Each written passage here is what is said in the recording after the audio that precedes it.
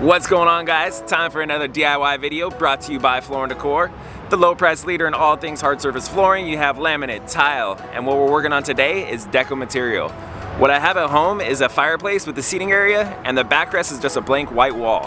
What we're going to be picking up is a travertine mosaic. So come along with this process. I'm going to show you how to get it done.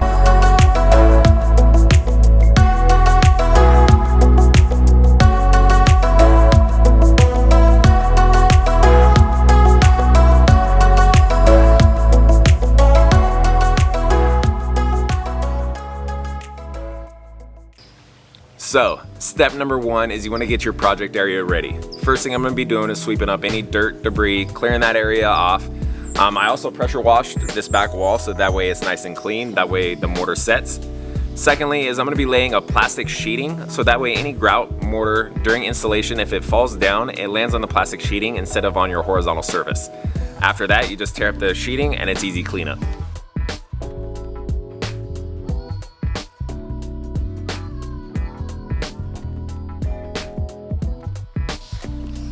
So, project area is ready for installation, everything's all swept up, everything's taped off. So now let's go ahead and talk about product.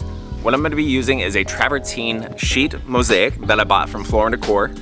Thing is, I had a bunch left over from a previous project years ago, and so I went ahead and actually ended up separating all my sheets. I'm going to show you both types of installation, so you have your regular sheet form, how they fit together, and then also how to install just straight brick.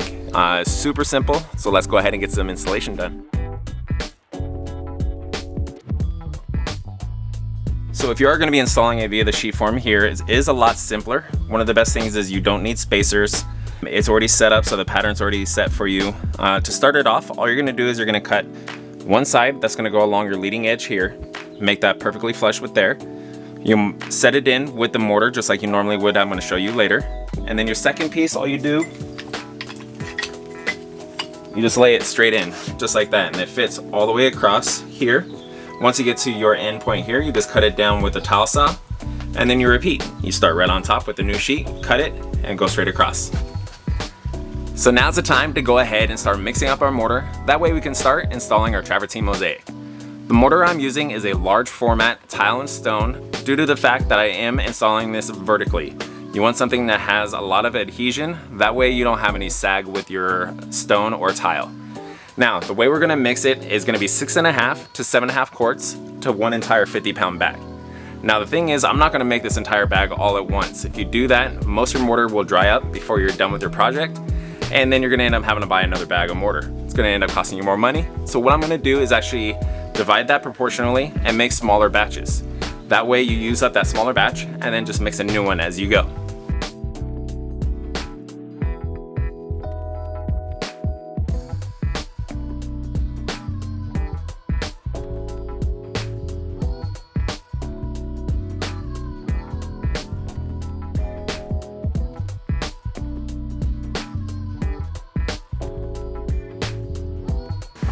So, time is up. Time to mix it up for one more minute. After that, we'll go ahead and start laying some stone.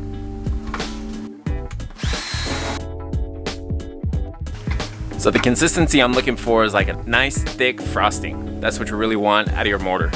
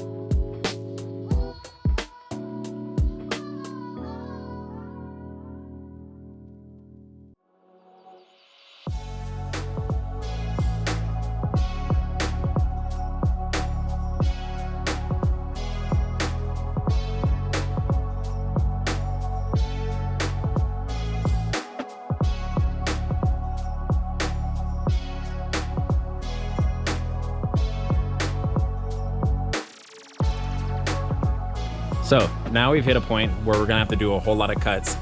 This planter here is mounted into the wall and I can't remove it. So I'm gonna end up making cuts all the way along here. So I'm gonna do this whole side first before I move on to the next.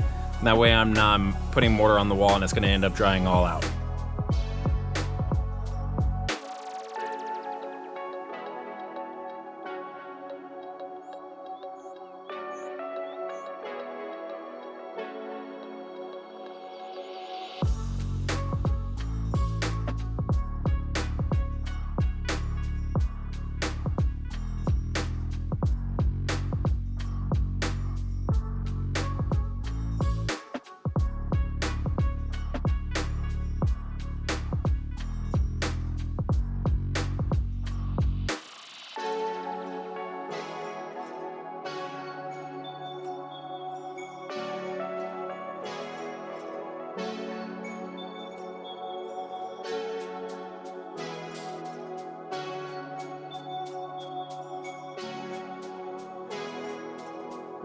So one thing that's great about projects like this is the fact that it doesn't need to be done in one day. This right here has been done over multiple days. I usually do it after I get off my regular day job, come home, put up a couple bricks, and then go from there. One thing to keep in mind though, when it comes to actually grouting of the brick, you want to schedule that to get it done all in one day. It's a pretty simple process. We're going to be getting to it pretty soon, but I'm going to go ahead and knock out the rest of these bricks.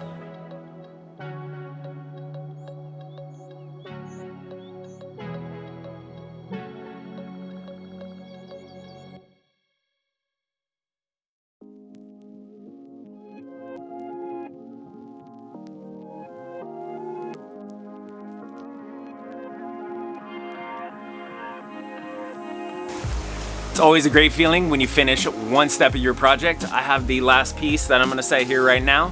After that, I'm gonna let this sit for 24 hours. Then it's gonna be time to grout. So let's go ahead and set this final piece and then we'll get into grouting. Sorry, reverse that. There's actually one step you gotta do before you start grouting, and you need to seal the stone. This is a natural stone, so you need to seal it so that way it protects it from any of the grout getting in the crevices or any dirt or anything of that sort. So we're gonna go ahead and seal the stone now. After that, 24 hours later, you're ready to grout. So for today's project, the sealer I'm gonna be using is called 511 Impregnator Sealer.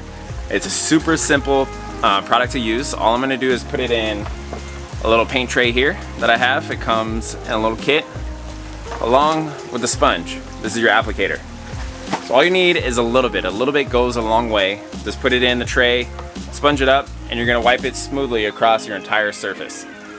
After that, you're gonna wait about 3 to 5 minutes. Go ahead and put on another coat.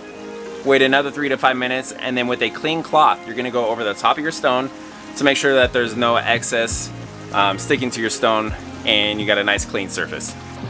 Now, it's been over 24 hours. Your seal should be completely cured. Mortar's all set. Now it's on to the final step, which is actually grouting your entire project. What I'm gonna do now is show you what grout I use, how I mix it up, and the actual application of grouting all of your different joint lines. So let's go ahead and get this started. We'll go get it done. Just like the mortar, all of the instructions on how much water you need is on the bag. So for this particular one, you need 1 to 1.1 US quarts for the entire 10-pound bag. Now, since it is a hotter day, it's the middle of July, I'm gonna be dividing this project into thirds. So I'm gonna do 3 different mixings of the grout. That way the grout doesn't dry out. If I mix it all up at once, I'm gonna have way too much grout and it'll dry before I finish my project, and then I'm gonna have to just throw it away, and then I'll be just wasting money.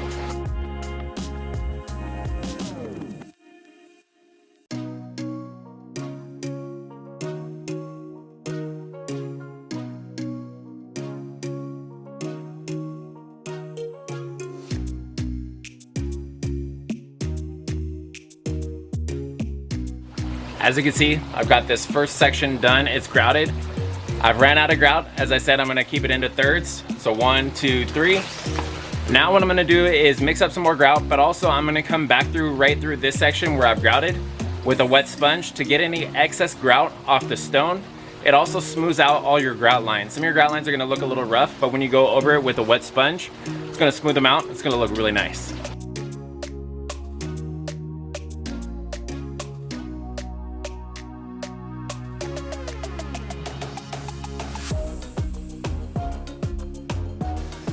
Now we have finally come to the very last step. Looking forward to having this project done. Today we're going to be using our sealer enhancer to bring out the natural color and tones in the stone. This right here is 511 Seal and Enhance. What it's going to do is bring out a lot of the rich tones out of the stone, because right now it looks very white, very plain, and it's just going to make it pop, make it look really nice. So we're going to go ahead and get this done right now.